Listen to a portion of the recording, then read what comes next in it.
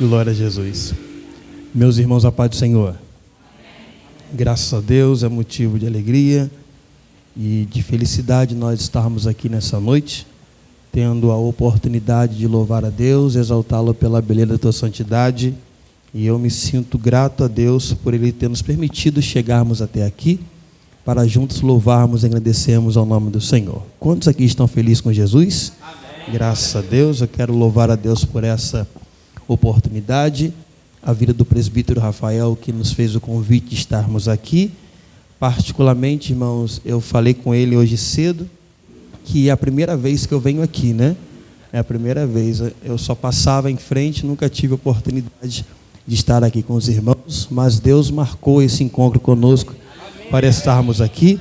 Que Deus continue abençoando a vida de cada irmão que congrega nessa igreja, a vida de todo o ministério, de toda a liderança dos departamentos, que a boa mão de Deus continue abençoando as vossas vidas. Está me acompanhando a minha digníssima esposa, estar ali conosco, né? E como nós já combinamos, eu prego, ela dá glória e levanta a mão e ajuda a gente a pregar, não é verdade? Se ninguém dá glória, ela é obrigada a dar glória, fazer alguma coisa aí, mas que Deus continue abençoando. Traga um abraço de toda a nossa igreja. Pela misericórdia do Senhor, nós estamos na direção da Assembleia de Deus, Ministério de Paracambi, no bairro da Roseira. Estamos ali para a honra e glória do Senhor, cultuando, falando do amor de Deus, e é uma honra estar aqui com os irmãos, amém? Queridos, você que trouxe sua Bíblia, localize aí, Evangelho de Jesus, segundo escreveu São Marcos, capítulo 4, o versículo 14 ao versículo 20, para a nossa meditação. Hoje é um culto de ceia e eu serei bem objetivo naquilo que Deus tem colocado em nosso coração. Evangelho de Marcos, capítulo de número 4, versículo de número 14 ao versículo número 20, para a nossa meditação nesta noite de bênção. A Ele a glória, a Ele a glória, a Ele a glória, para sempre, amém. A Ele a glória, a Ele a aleluia. A Ele a glória,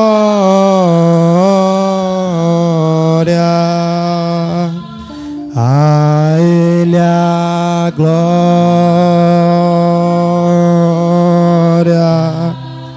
para sempre, amém. Evangelho de Marcos, capítulo 4, versículo 14 ao versículo 20, na minha versão bíblica diz assim: o semeador semeia a palavra. São estes os da beira do caminho, onde a palavra é semeada. E quando a ouvem, logo vem Satanás e tira a palavra semeada neles. Semelhantemente, são estes semeados em solos rochosos, os quais, ouvindo a palavra, logo a recebem com alegria. Mas eles não têm raiz em si mesmo, sendo antes de pouca duração, e lhe chegando a angústia ou a perseguição por causa da palavra, logo se escandalizam. E os outros semeados entre os espinhos são os que semeiam a palavra, para os cuidados do mundo, a fascinação da riqueza e as demais ambições, concorrendo o sufoco com a palavra, ficando ela infrutífera. E os que foram semeados em boa terra são aqueles que ouvem a palavra e a recebem, frutificando a 30, a 60 e a 100 por um. Amém? Podeis tomar vosso assento, muito obrigado. Que Deus em Cristo continue abençoando a exposição da sua palavra. Meus irmãos, o texto que ora acabamos de ler é um texto muito conhecido de nós todos. Cada irmã, cada irmão que aqui está congregando nessa noite tem a facilidade de recitar alguns textos bíblicos sem precisar estar lendo. Tem irmãs e irmãos aqui no nosso meio que ele consegue recitar o Salmo 23 sem ler. outros irmãos, recita o Salmo 91, Salmo 46 e outros salmos que são muito familiares nossos, pelo fato de já estar muito com a intimidade nesse texto, nesses salmos, que nós recitamos sem precisar estar lendo. E o texto que ora também lemos é um daqueles textos que, embora não recitamos com tanta facilidade, assim como o livro dos Salmos, entretanto, quando vemos a introdução dessa história narrada, sabemos do assunto que vai ser tratado. E o que está acontecendo aqui no Evangelho de Marcos, capítulo 4? O que está acontecendo é que Jesus está pregando. Note que a prioridade do ministério de Jesus, a princípio, nunca foi realizar milagre como surdo ouvir, cego enxergar, paralítico andar. A prioridade do ministério de Jesus sempre foi a aplicação da palavra. Haja vista que o método que Jesus utiliza é o método de parábolas. E o que é parábola? Essa igreja é muito sabedora disso. Parábola é algo que acontece no natural e que a sua aplicação é no âmbito espiritual. Exemplo disso, Evangelho de Lucas, capítulo 15, ali uma coletânea de parábolas. E uma das parábolas que Jesus cita é a parábola da mulher que supostamente perdeu uma dracma na sua casa. O texto diz, Jesus contando tanto aos pecadores que ali estavam, que havia uma mulher que ela percebe, se dá conta que ela tinha 10 dracmas, mas o descuidado dela vai perder uma na sua casa. O texto diz que ela acende a candeia, varre a casa, procura diligentemente até encontrá-la. Encontrando a dracma que estava perdida, abre a sua casa, chama as amigas e celebra que a dracma que estava perdida agora foi encontrada. O que Jesus está ensinando? Ele está falando de uma irmã que supostamente no final de semana ela vai dar uma faxina na sua casa. E a princípio, toda mulher que dá faxina em casa, quando ela começa, quem olha de longe diz, está uma bagunça isso aí. É a cadeira em cima da mesa, é o sofá de perna para o alto, é a cama desarrumada, e a mulher começa a dar aquela faxina na casa, lava o chão, lava a parede, lava o teto, e no final da faxina, quem olhou a faxina no começo, não diz que é a mesma casa, pelo fato da casa estar arrumada. Ou seja, algo no natural e que a aplicação é no espiritual. E qual foi a aplicação que Jesus agora faz sobre esse exemplo? Ele diz, a mesma coisa acontece quando um pecador se arrepende na terra, porque tem festa no céu. Então observe que Jesus tinha um método simples de pregar, e o método que ele utilizava era sempre a parábola, contar uma história, porque assim prendia a atenção dos ouvintes. E o que está acontecendo aqui é que Jesus está pregando. Evangelho de Marcos, capítulo 4, diz que ele entra em um barco e começa a ensinar, começa a pregar. Só que Jesus, por muitas vezes, ele falava com a multidão e falava com os discípulos. Do versículo 2 até o versículo de número 9, ele está falando com a multidão. Entretanto, a partir do versículo 10, os seus discípulos vão chegar para Jesus e vão dizer, Jesus, não entendemos nada do que o Senhor falou com a multidão. Aí Jesus fala assim, olha, eu vos farei trazer a memória, melhor dizendo, eu vos darei o mistério do reino. Ou seja, eu vou esclarecer aquilo que eu falei para a multidão. Perceba que o texto diz que é a parábola do semeador.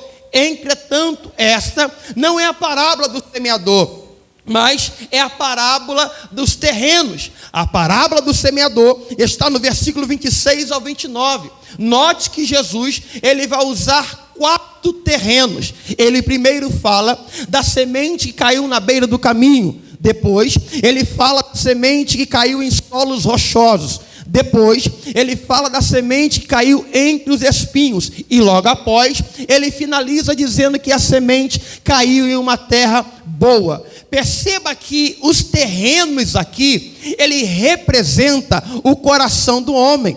Perceba também que a semente representa a palavra. E o semeador? O semeador representa aquele que prega a palavra.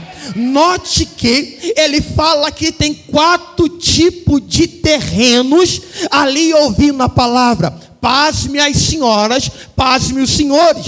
Nesta noite aqui, eu também não posso deixar de afirmar que aqui tem 4 terrenos, ou seja, 4 tipos de corações. Aprove a Deus que todos os corações esteja baseado no último exemplo que ele deu, que a terra é boa, que produz 30, 60 e 100 por 1. Entretanto, indo para o texto propriamente dito, vamos perceber, ele diz, e são esses que caem na beira do caminho. Até aí tranquilo, porque a semente caiu na beira do caminho, e se ela cai na beira do caminho, eu disse que o terreno representa o coração, mas Jesus também completa, não termina, ele diz, entretanto, as aves dos céus vêm e rouba, remove, tira a palavra que ali foi semeada. Perceba que Jesus aqui diz que essa ave que tira a semente que é lançada à beira do caminho, representa Satanás. A pergunta para o texto é, como Satanás tem poder para remover a palavra que é lançada no nosso coração? Como ele atua? Qual via que ele trafega para remover uma palavra que você recebeu? Uma palavra que foi direcionada para a sua vida? Como ele pode remover? Como ele tira essa palavra que você ouviu e que você recebeu? Já vista que diz que coração do homem é terra que ninguém pisa. O mundo diz lá fora. Porém, a Bíblia diz que o Senhor sonda o coração e esquadrinha o pensamento. Então, aonde o homem não vai, Jesus vai. Aonde o homem não toca, Jesus toca. Só que a pergunta é, como Satanás consegue anular ou remover essa palavra? É um estudo de batalha espiritual. Nós aprendemos que o diabo só tem poder para remover, para entrar, para ter acesso a uma vida, quando se há legalidade. Carta de Paulo aos Efésios, capítulo 4, versículo 27. Diz a Bíblia assim, ó, não deis lugar ao diabo, ponto. Paulo não fala para ímpio, Paulo está falando para crente. Não deis lugar ao diabo. Mas a pergunta é, como Satanás ele entra em nosso coração para remover a palavra que nós recebemos? A Bíblia diz que a fé, ela vem por ouvir, e ouvir a palavra de Deus. Autor aos Hebreus capítulo 11 diz que sem fé é impossível agradar a Deus. Então note, quando eu ouço a palavra, ela gera em mim a fé. Evangelho de Lucas capítulo 5, Pedro passa a madrugada toda lançando a rede, não apanha nada. Jesus entra no barco de Pedro, começa a pregar, prega. Após a pregação, ele vira para Pedro e fala assim, Pedro, voltemo-nos ao mar alto. Pedro está lavando as redes. Quando Pedro ouve essa palavra de comando de Jesus, ele fala assim, Senhor, passamos a madrugada toda lançando a rede e não pegamos nada, mas sobre a tua palavra eu lançarei a rede. Aleluia! O que é isso? Talvez, conjectura minha, Pedro estava cansado, Pedro estava desanimado fisicamente de voltar ao lugar aonde deu errado, mas quando ele ouviu a palavra ativou no coração de Pedro a fé. Evangelho de Lucas ainda, no capítulo 3, Jesus é batizado por João Batista no Jordão. O texto diz que quando João Batista batiza Jesus, os céus se abrem. E quando os céus se abrem, a voz brada, Deus dizendo para Jesus, esse é o meu filho amado.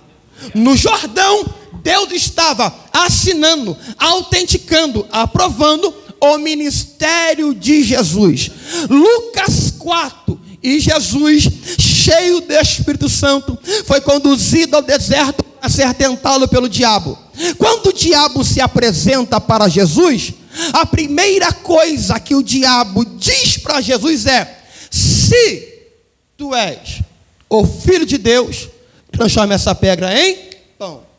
Pergunta de escola bíblica dominical, como Satanás tem poder de remover, anular, cravar a palavra de dentro do nosso coração? A resposta é simples, colocando dúvida naquilo que Deus falou. A dúvida, ela tem a capacidade de neutralizar a fé. Como Satanás remove a palavra que eu recebi? Colocando dúvida. Vamos de Bíblia? Evangelho de Mateus, capítulo 14, versículo 20 em diante. O que está acontecendo lá? Jesus está ordenando os discípulos para que reme para chegar do outro lado. Jesus despede a multidão, vai subir o monte, fica até 3 horas da manhã orando. Pela 4ª vigília da noite, vem Jesus andando por cima do mar. E o interessante é que os discípulos estão remando. E quando os discípulos estão remando, o texto diz que a tempestade era forte. O vento varria o barco por cima do mar. E a pergunta é um fantasma que está vindo ali. Jesus vira para os discípulos e diz: não temais, sou eu.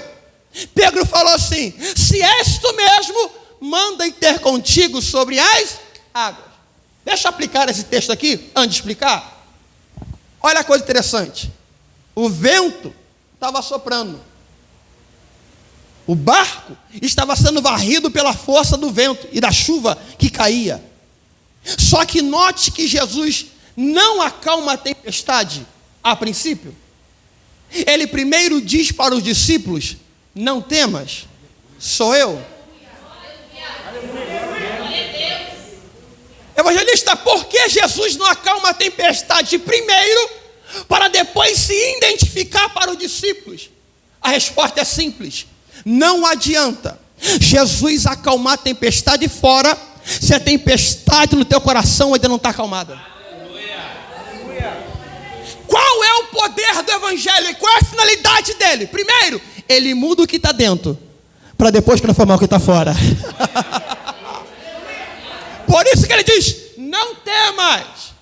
A chuva está caindo, tá? O vento está soprando, tá? Mas Deus te trouxe aqui nessa ceia para te dizer: não temas. Não temas, ó glória, não temas, aleluia.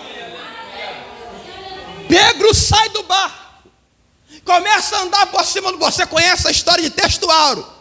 Daqui a pouco o texto fala assim, ó, e de repente Pedro começa a afundar. Pergunta: Pedro afundou por causa do vento? Não. Pedro afundou porque estava de madrugada? Também não. Pedro afundou porque estava sozinho? Não. Perceba que Pedro está caminhando, mas de repente ele começa a afundar.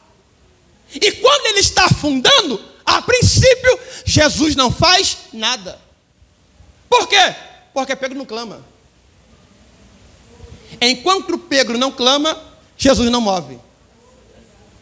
Mas quando Pedro clamou: Senhor, salva-me. Pastor Rafael, algo interessante no texto, que diz a Bíblia assim, ó: e Jesus, estendendo as mãos. Se Jesus estendeu a mão, significa que Pedro estava perto. Mas o que levou Pedro a afundar? Vamos de Bíblia? Eclesiastes 11:4 diz: quem observa o vento não semeia, quem olha para as nuvens nunca cegará. Perceba que Pedro clama, e na medida que Pedro clama, Jesus estende a mão. Entretanto, é uma palavra de confronto. E que palavra é esta? Ele diz: por que duvidastes, homem de pouca fé? Aleluia. Meu Deus, aleluia. A dúvida tem a capacidade de neutralizar a palavra que foi liberada na tua vida. E eu vou dar uma resposta para alguém: ô pregador, o que me leva a duvidar? A resposta é simples: quando você perde o alvo de onde você quer chegar, a tendência de você afundar é grande. Paulo orienta aos irmãos de Filipenses uma coisa. O que ele orienta? Uma coisa faço. O que é que você faz, Paulo? Esquecendo-me das coisas que para trás ficam, eu prossigo para o alvo. E o nosso alvo é Cristo. Autor aos Hebreus capítulo 13 diz: e olhando eu para o autor e consumador da nossa fé, eu te convido nesta noite a não tirar os seus olhos de Cristo. Há um hino na harpa cristã, se não me falha a memória, hino de número 20, dizendo assim, olhai para o Cordeiro de Deus. Hino 77 diz assim, guarda o contato com teu Salvador.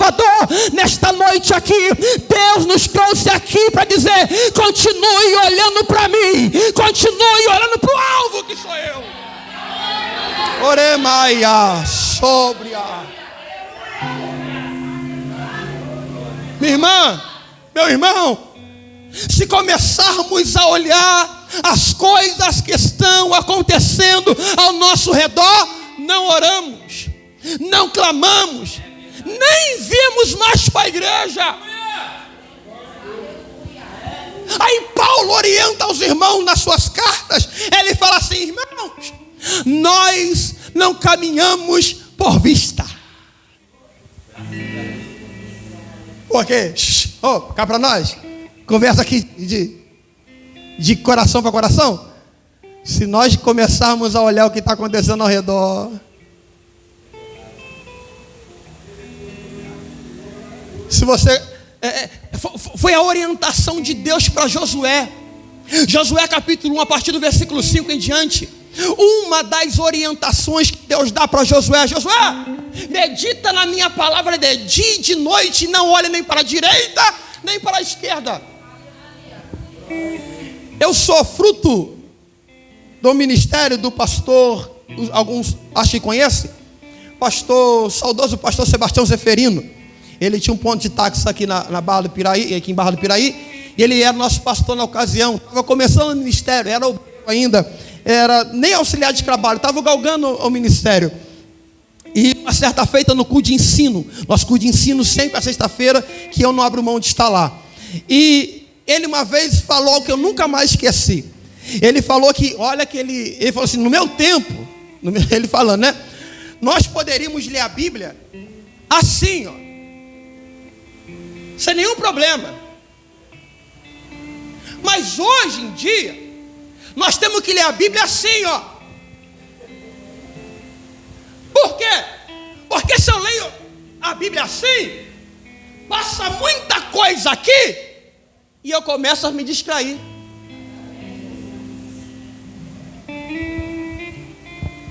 Vamos de Bíblia? Paulo orienta a Timóteo, segunda carta a Timóteo, capítulo 2, versículo 4.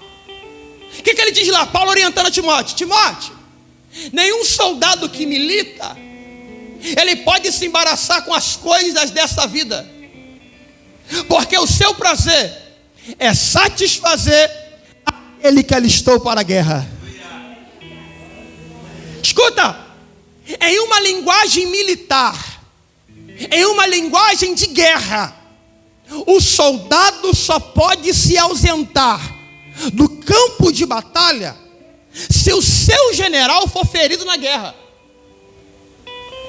Primeiro livro de Samuel, capítulo 17, duelo entre Davi e Golias. Os filisteus estavam depositando a sua confiança em Golias, e sabia que foi uma guerra cravada. Daqui a pouco você conhece o texto. Davi roda funda, joga a pedra bate na testa, Davi corta a cabeça de Golias. Diz a Bíblia assim, e os filisteus correram, fugiram. Por que fugiram? Porque o seu general tombou no campo de batalha. Perguntinha de escola bíblica dominical: porventura o seu general está caído no campo de batalha?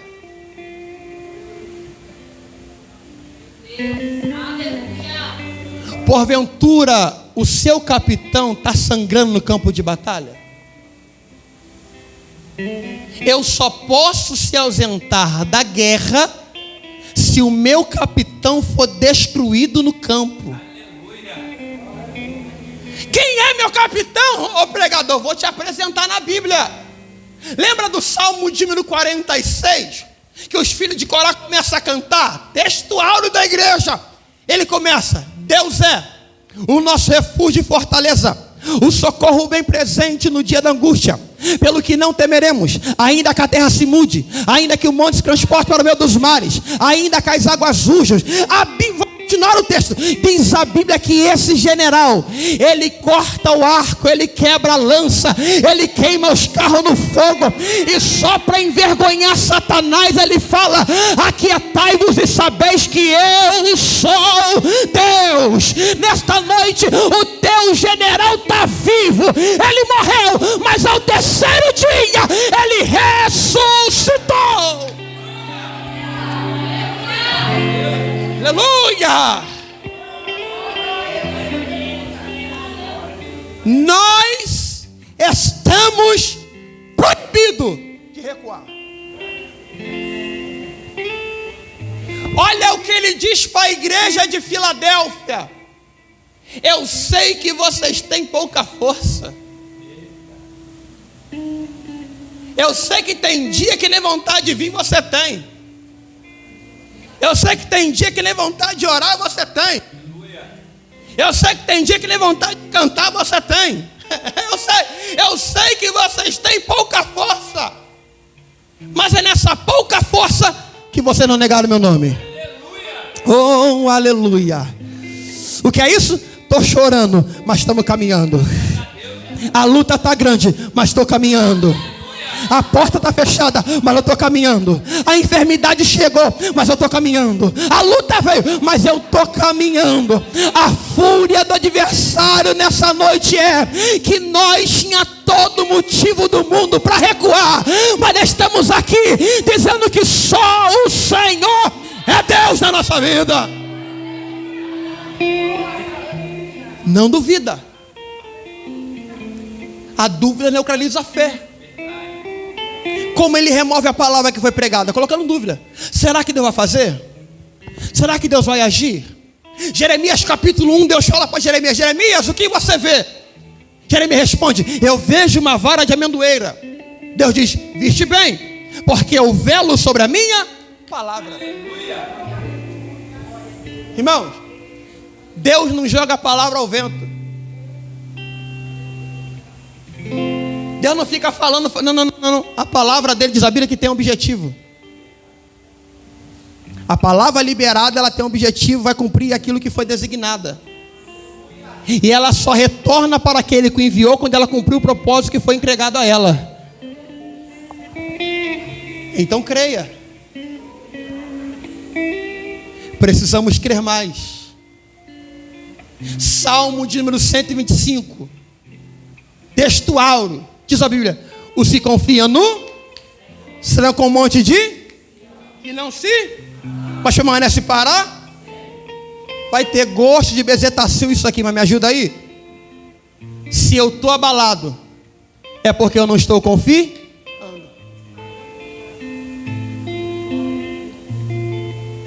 Provérbios 24:10. Se te mostrares fraco no dia da angústia, tua força será pequena.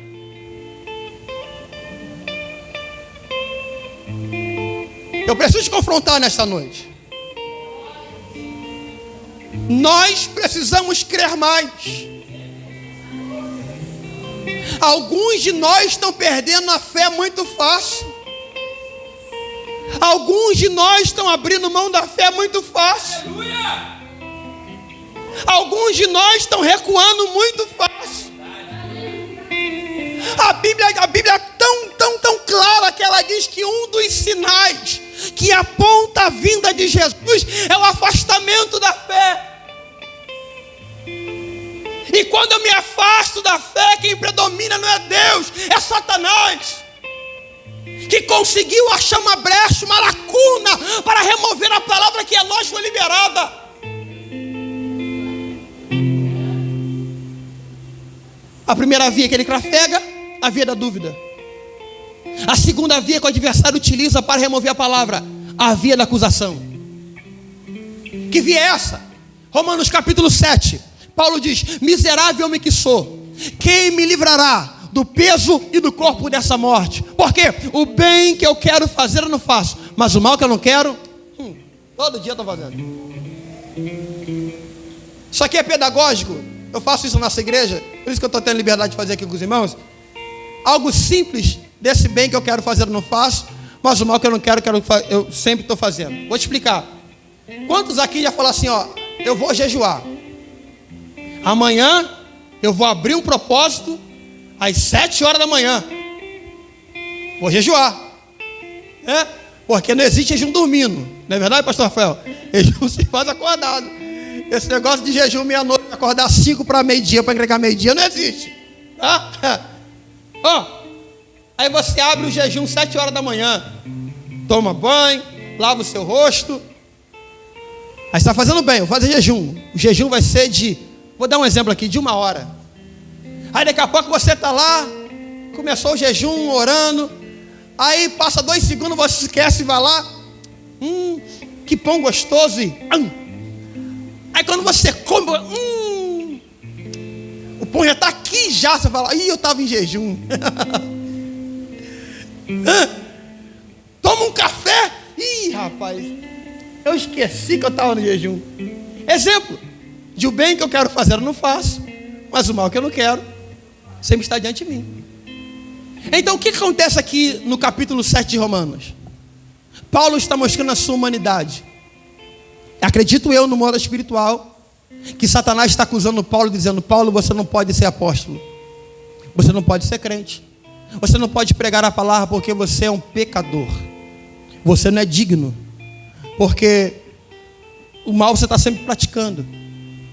Então no capítulo 7, não me convém entrar no contexto histórico, mas só para você entender, no capítulo 7, o adversário acusando Paulo dos seus erros, do seu passado, daquilo que ele foi antes, outrora, daquilo que ele cometeu outrora no passado. E a acusação vem, porque a finalidade do adversário é essa, de acusar, apontar. Enquanto no capítulo 7, o apóstolo Paulo está sendo acusado, no capítulo 8 começa diferente. Enquanto no capítulo 7 tem uma condenação, o capítulo 8 começa assim: agora, pois, nenhuma condenação há para aqueles que estão em Cristo Jesus. Sabe o que é isso? O sangue de Jesus nos purifica de todo o pecado. O sangue de Jesus nos traz aliança com Ele. O adversário não tem poder para nos acusar enquanto o sangue de Jesus estiver sobre a nossa vida. Nossa vida, nossa casa, nossa família está coberta pelo sangue do Cordeiro. Aleluia! 2 vias que ele trafega: a via da dúvida e a via da acusação. Os textos embaixo diz que a palavra cai no solo rochosos. Só que as perseguições, a angústia, ela sufoca a palavra. Saudoso irmão Abel, diácono da nossa igreja, ele sempre dizia conosco: servir a Deus não é só comer pirim de doce. Servir a Deus você chora. Servir a Deus você sente aflição na pele. Uma coisa interessante em João 16:33, textual da igreja, o que é que diz lá? No mundo tereis aflições, mas tem de bom, porque eu venci o interessante é que a gente só pega a parte do versículo. O versículo diz assim: tendo ouvido isto de mim, peço que em mim tenhais paz. Ponto. No mundo tereis aflições. A matemática diz que a ordem dos fatores não altera o produto. Entretanto, se os fatores aqui fossem alterados, o produto também seria. A preocupação de Jesus não é sobre aflição. A preocupação de Jesus é que a verdadeira paz estivesse no coração dos discípulos. Por isso que ele diz: ouçam de mim e tenha paz. E quando a aflição vier, lembra de 2 Reis, capítulo 4, versículo 26, o que diz lá? Como é que vai o seu filho? Como é que vai o teu marido? Como é que você está? E ela responde: comigo vai tudo. O que é isso? É a paz que há dentro de nós. Só esquecer, presta atenção aqui, só para você não esquecer que a paz verdadeira só encontra em Jesus. Todas as vezes que você encontra o irmão na rua, como é a saudação do crente? Meu irmão, a paz do Senhor. Sabe isso? Só para você não esquecer que a verdadeira paz não está na cachaça, não está no álcool, não está no tráfico, não está na proteção. A paz verdadeira só Jesus dá, só Ele dá. Aflições teremos. Vou te dar uma notícia, não fique bravo comigo, mas a tendência, como diz a minha sogra, é arrochar mais. Porque quanto mais Jesus se aproxima, mais aflições teremos. A vinda de Jesus, ela é comparada às dores de parto que uma mulher tem para dar à luz a uma criança. Quanto maior é as contrações, está dizendo, vai nascer. Quanto maior é a aflição que passamos, significa, ele está vindo aí. E daqui a pouco, nós estaremos com ele. Assentado sobre a mesa. Quem vai nos servir? Lá não vai ter diácono, não vai ter obreiro. É o próprio Senhor que vai nos servir. A Bíblia diz: e Ele enxugará dos teus olhos todas as tuas lágrimas. Não haverá pranto, não haverá choro, mas haverá celebração. E nós seremos servidos por Ele. Ei! Esse momento aqui é só o ensaio. É só o ensaio. Para quando você chegar lá em cima, já está familiarizado com o costume de ser servido por Ele. Aleluia. Deixa eu terminar. E ele diz: e a semente caiu numa boa terra. E olha o poder da semente. Ela produziu 30, 60 e 100 por 1. Perceba que o segredo aqui não está na semente. Perceba que o segredo aqui está na terra que recebe a semente. Segundo livro das Crônicas, capítulo 7, versículo 14 e 15.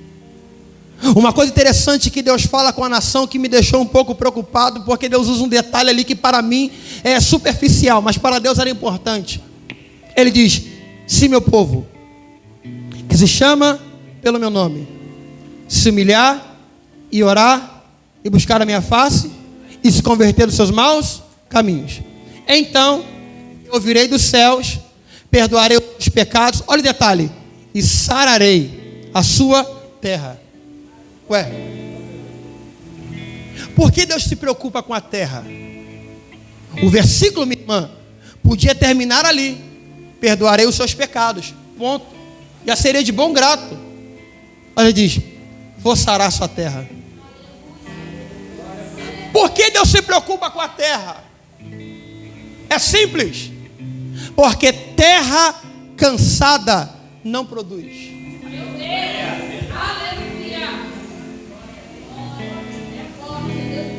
Terra cansada não gera. Pode ser a melhor semente, mas se a terra estiver cansada,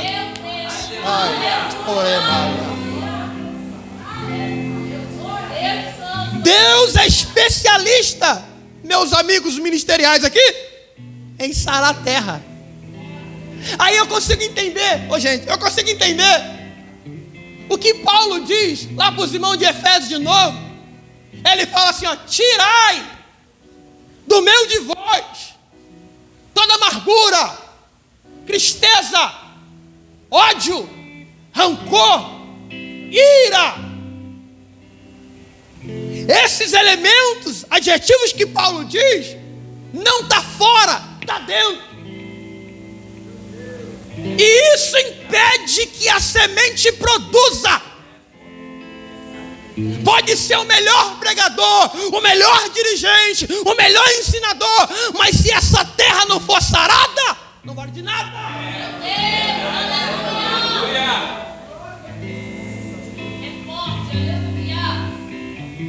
Entenda bem. Há uma necessidade de limparmos nossa terra.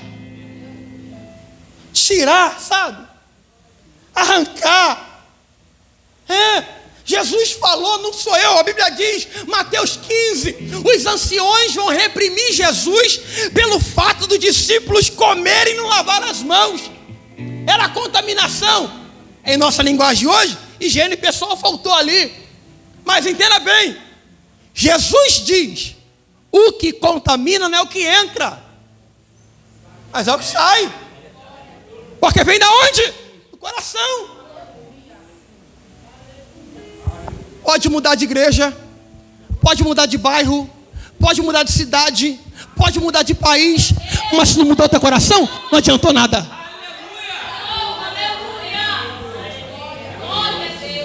Se o nosso coração não mudar, pode ser o melhor ambiente, irmão. Pode ser o melhor lugar da terra. Por isso que Deus se preocupa em 2 Crônicas 7 de sarar a terra. Porque com a terra sarada, irmãos, com a terra boa, eu não entendo de agricultura não, mas eu acredito só da terra tá boa, você passar ali e lançar uma semente, já chover no outro dia, pode ter certeza, vai começar a terra a se movimentar. Aí começa a nascer um galinho ali, uma folhinha ali, coisa linda, começa aí, daqui a pouco está produzindo. Há um hino na harpa que diz assim, deixa penetrar a luz. Termino agora a minha fala. Apocalipse capítulo 3. Jesus chega na igreja de Laodiceia e diz assim, eis que estou à porta e bato. Perceba que essa porta, a maçaneta, ela é do lado de dentro. Nós que decidimos, ou deixa Jesus entrar, ou deixa ele para o lado de fora. Pregador, se eu deixar Jesus para o lado de fora, o que acontece? Raciocínio lógico. Se Jesus está fora, quem está dentro? Mas quando eu abro para Jesus entrar, diz a Bíblia que um valente só é valente enquanto outro valente não chega. Mas quando Jesus chega, ele preenche todo o espaço vazio que há dentro do nosso coração. Ei, a palavra semeada, o objetivo dela é dar crescimento. Começa com 30, pequeno, 60, evoluindo, 100 por 1, preenche todo o vazio que há. Então nessa noite, que o Espírito Santo de Deus fale melhor em seu coração, agradeço a rica oportunidade em nome de Jesus. Aleluia. Guarda o contato com teu Salvador.